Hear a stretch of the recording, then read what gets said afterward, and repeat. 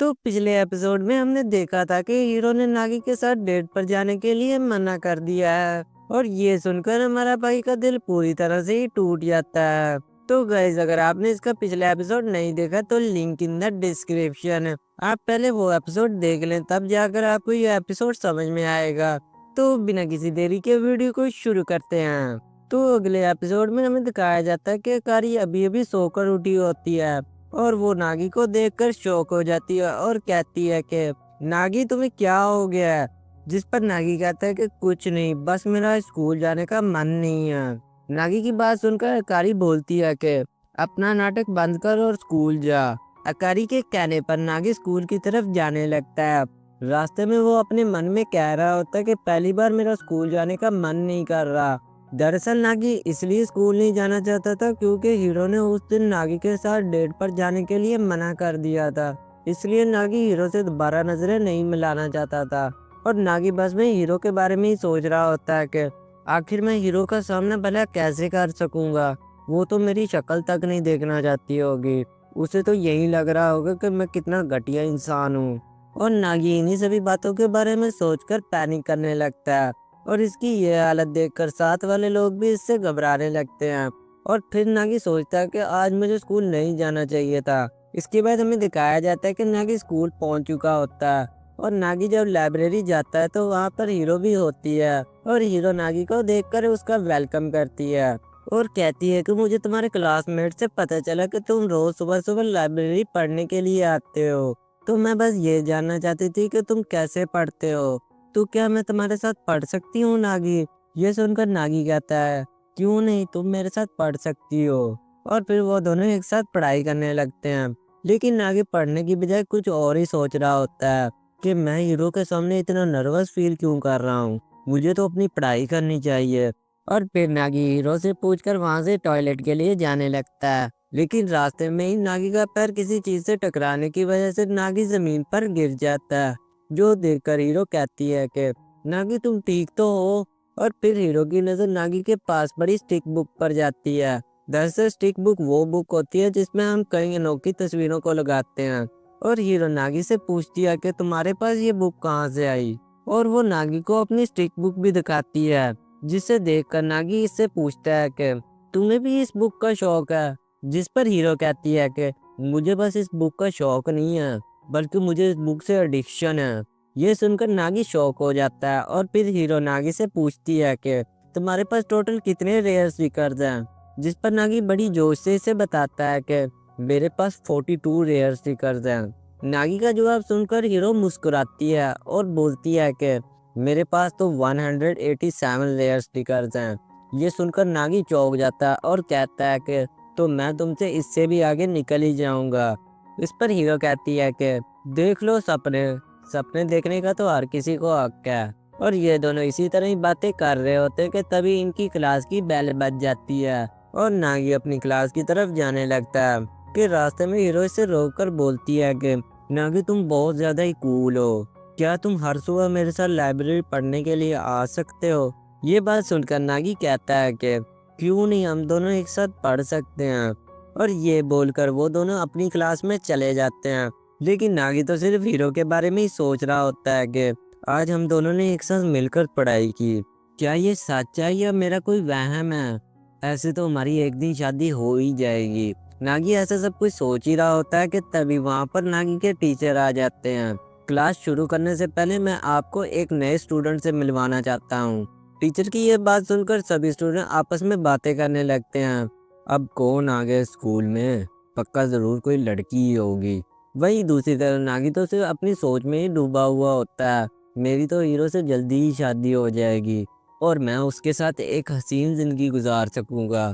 तभी वो नई स्टूडेंट अंदर आ जाती है और वो और कोई नहीं बल्कि अकारी होती है, जो देखकर नागी के तो होश उड़ जाते हैं और बाकी सभी स्टूडेंट भी शॉक हो जाते हैं कि क्या अकारी अब हमारे साथ पढ़ेगी।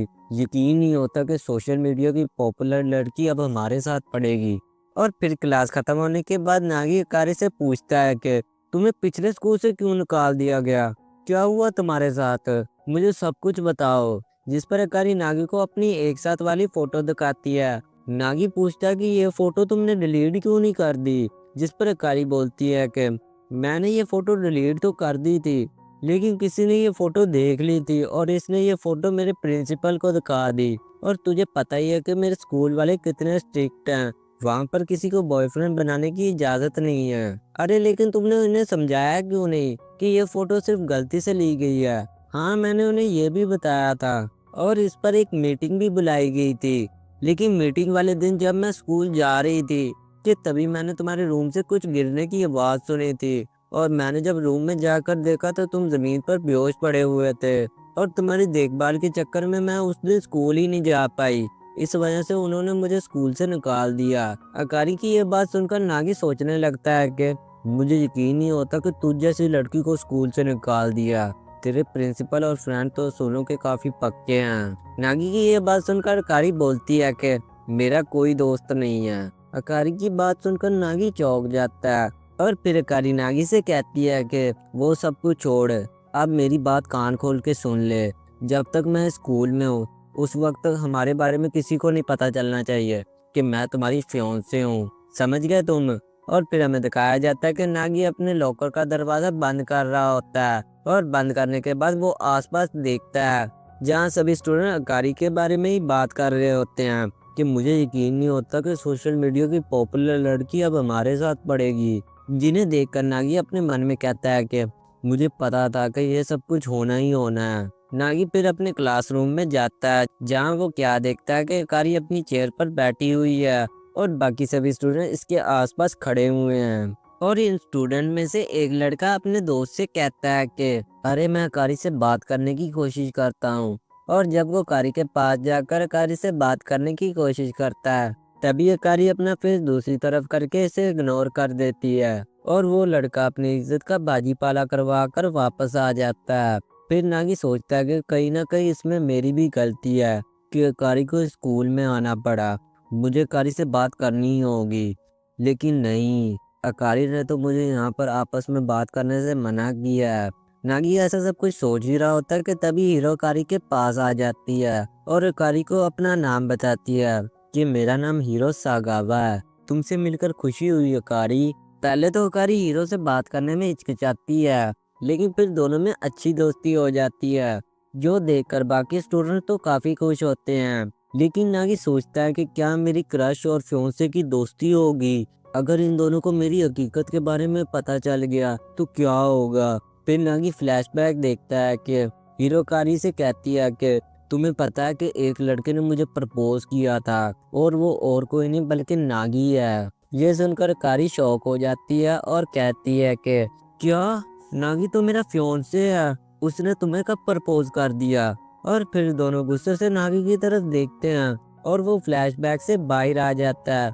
दूसरी तरफ हीरो कारी को स्कूल दिखाने के लिए ले जाती है। हीरो जब कारी को स्कूल के बारे में बता ही रही होती है कि नागी छुप कर इन दोनों पर नजर रख रहा होता है और अपने मन में कहता है कि मुझे कुछ ना कुछ करके अकारी को सब कुछ हीरो के बारे में बताना ही होगा। ये अच्छा है, जब ये दोनों अलग हो जाएंगे तब मैं अकारी को सब कुछ बता दूंगा। लेकिन फिर वो देखता है कि सभी स्टूडेंट अकारी और हीरो की दोस्ती के बारे में ही बात कर रहे होते हैं कि इन दोनों की जोड़ी कितनी अच्छी लग रही है, दोनों एक साथ कितनी खूबसूरत लग रही हैं। और इतने सारे स्टूडेंट्स के आसपास होने की वजह से नागी अकारी से बात कर ही नहीं पाता और क्लासरूम में भी सभी लोग अकारी को ही देख रहे होते हैं, तब भी नागी अकारी से बात नहीं कर पाता। और क्लासरूम के बाद जब दोनों गार्डन में आपस में बातें कर रहे होते हैं तभी नागी अकारी को अपनी बात नहीं कह पाता। और जब प्लेग्राउंड में अकारी अकेली होती है तब नागी अकारी से बात करने के लिए जाता है, लेकिन तभी नागी को एक बॉल उसके मुंह पर लगती है और वो वहीं बेहोश हो जाता है। और फिर जब स्कूल खत्म हो जाता है और हीरो अकारी से टॉयलेट का कहकर वहां से चली जाती है तब नागी को लगता है कि यह मौका अच्छा है और वो अकारी को आवाज भी लगाता है। लेकिन तभी वो रुक जाता है और सोचता है कि मैं क्या करने वाला था, अकारी ने मुझे बताया था कि इसका कोई भी दोस्त नहीं है, अब इसका एक दोस्त बन गया तो मैं उससे इसका दोस्त नहीं छीन सकता, इसलिए जिस तरह चल रहा है वैसे ही सही है। नागी ऐसा सब कुछ सोच ही रहा होता है कि तभी नागी को हीरो के रोने की आवाज आती है और हीरो को रोता देखकर नागी दौड़कर इन दोनों के पास आ जाता है और वो हीरो से कहता है कि हीरो तुम अकारी को प्लीज माफ कर दो, मुझे पता है कि वो थोड़ी सी नादान है लेकिन वो दिल की बहुत अच्छी है। नागी की ये बात सुनकर हीरो बोलती है कि अकारी ने तो मेरे साथ कुछ भी नहीं किया। दरअसल मैं सुबह से खुद को रोक रही थी कि अकारी से मैं ये कह सकूं कि मैं इसकी बहुत बड़ी फैन हूँ। इसकी मैंने हर फोटो देखी हुई है। ये कितनी ज्यादा औसम है यार। ये सब कुछ बोलने के बाद हीरो नागी से पूछती है कि लेकिन तुम यहाँ क्या कर रहे हो और तुम अकारी को कैसे जानते हो। जिस पर नागी थोड़ा सा कंफ्यूज हो जाता है। तो फिर अकारी हीरो को बताती है कि ये भी मेरा एक बहुत बड़ा फैन है। फिर हीरो बड़ी खतरनाक नजरों से नागी की तरफ देखती है और कहती है कि मैं अकारी की तुमसे बड़ी फैन हूँ। जो देखकर नागी कहता है कि हाँ हाँ तुम ही मुझसे बड़ी फैन हो। फिर वो तीनों एक साथ घर की तरफ जाने लगते हैं। रास्ते में कारी हीरो को बताती है कि वो पढ़ाई में इतनी ज्यादा अच्छी नहीं है। जिस पर हीरो कहती है कि कोई बात नहीं, नागी और मैं पढ़ाई में बहुत अच्छे हैं, इसलिए हम तुम्हारी पढ़ाई में पूरी मदद करेंगे। और इतना कहकर ये एपिसोड यही खत्म हो जाता है। तो गाइज अगर आपको ये वीडियो अच्छी लगी तो इसे लाइक करें। Good bye.